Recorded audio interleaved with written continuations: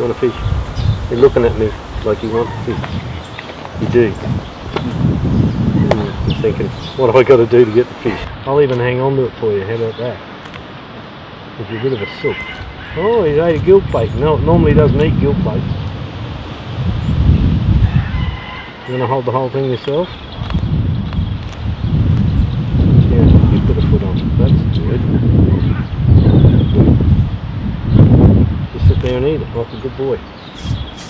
Okay.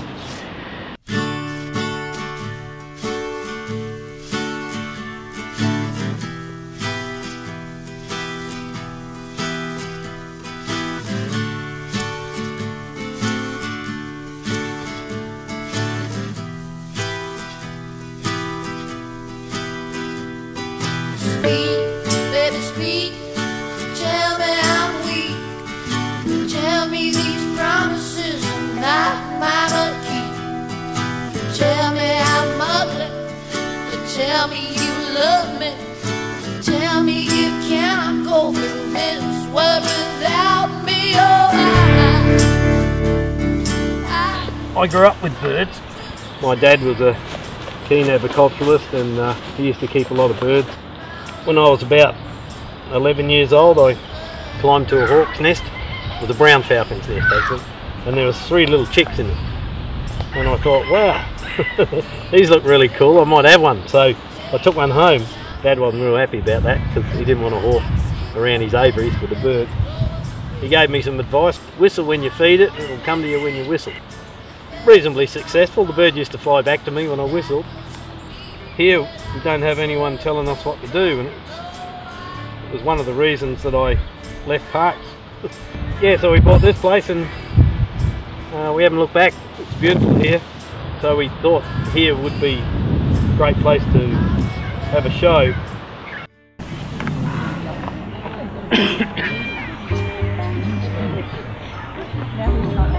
Hi folks, as Nina said, my name's Dave and this little fella here, this is Chips.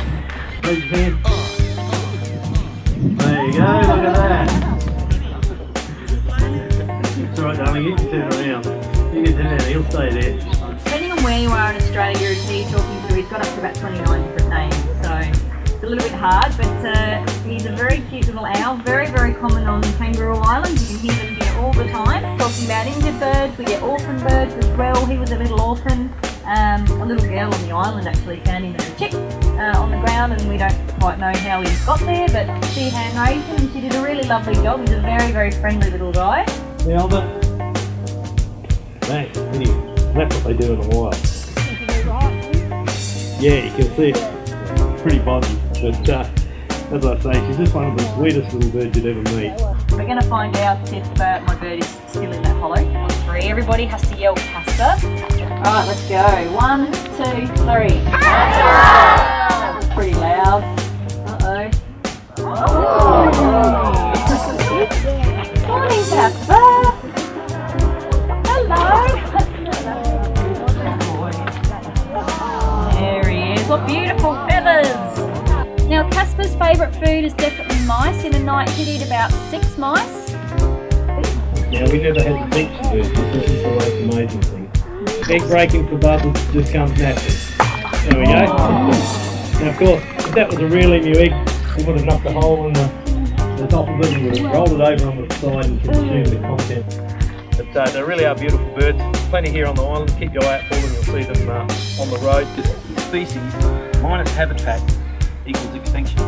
We are the keepers of this planet. We have to look after our environment, look after habitat, and try and restore them wherever we can, so that our future generations will still be able to enjoy these beautiful things. Folks, from Nina and myself, and Jed and all the rest of the birds, thanks very much for joining us, and that's the thing one day. We realised we had an opportunity to put in another presentation. People love to see venomous creatures, so we decided to build a reptile presentation area. The displaying of the reptile, the venomous reptiles, you do need a reptile pit, so we got that. It was Lisa's idea to do venom, and you know, even today most people are terrified of snakes.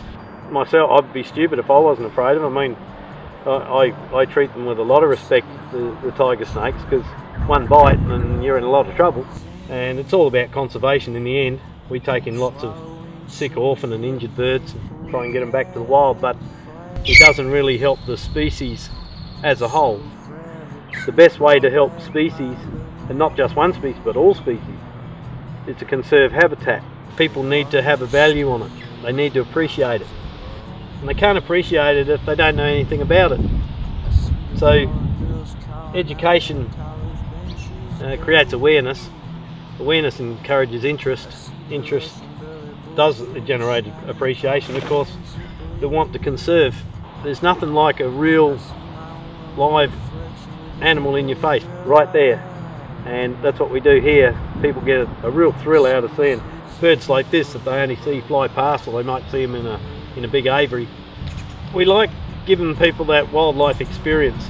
People like to be educated while they're being entertained. Touch your feet too. Feet are good.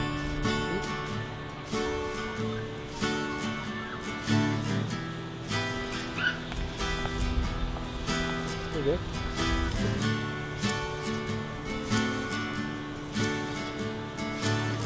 Yeah. Speak, baby, speak. Tell me I'm weak. Tell me these promises are not mine to keep. Tell me I'm ugly. Tell me you love me.